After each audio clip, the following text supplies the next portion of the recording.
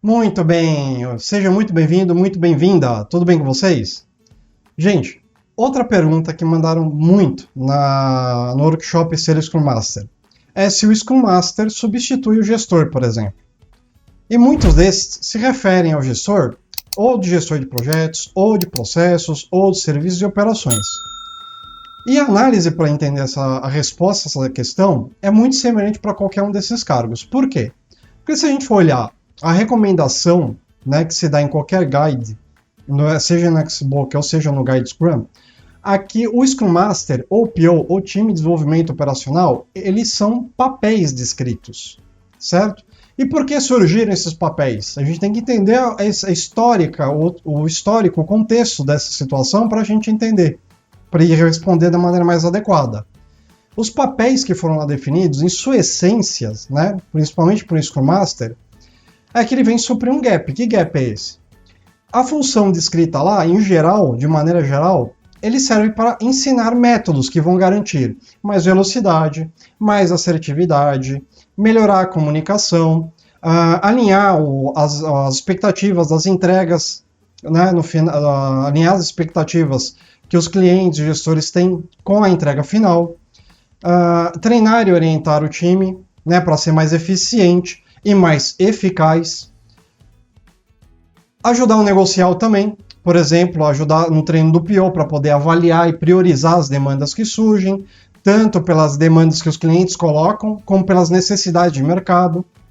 Ou seja, ele vem cumprir uma função que é ajudar a administrar situações para problemas já conhecidos na gestão de projetos, processos ou serviços, que é falta de geração de valor antecipado, melhorar a sinergia, eliminar gargalos, impedimentos, desperdícios durante o desenvolvimento do projeto, produto ou serviço.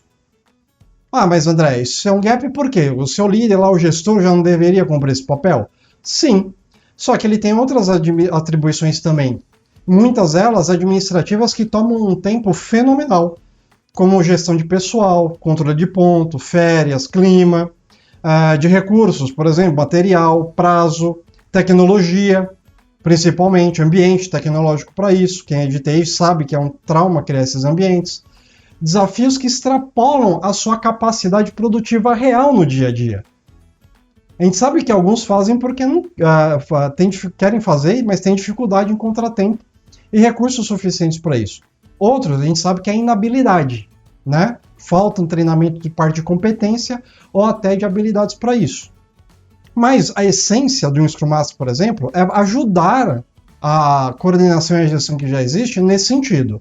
Ah, André, então você quer dizer que o Scrum Master é um papel, é um cargo adicional? Não, não necessariamente. Por quê? Porque em ambos os casos, eles exercem liderança.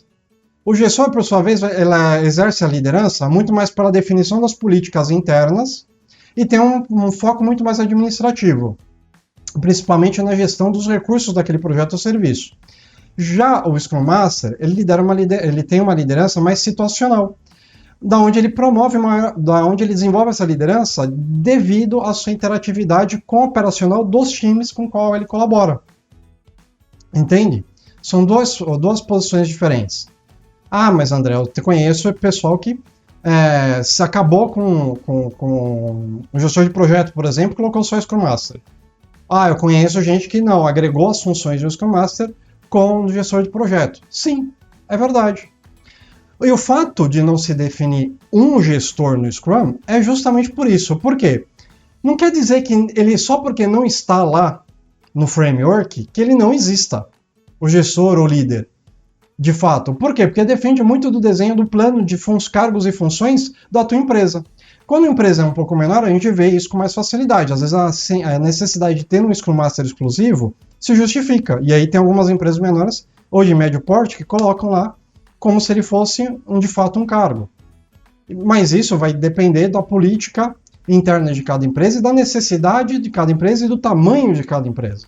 E também tem a questão de posicionamento estratégico. E isso também pode implicar na segregação de responsabilidades. Por quê? Porque muitas vezes pode-se entender que o Scrum Master não deve assumir funções mais administrativas, por exemplo, como controle de produtividade. Em outros casos, pode-se fazer necessário. Depende do quê? do compliance que a empresa define e da maturidade dos times envolvidos.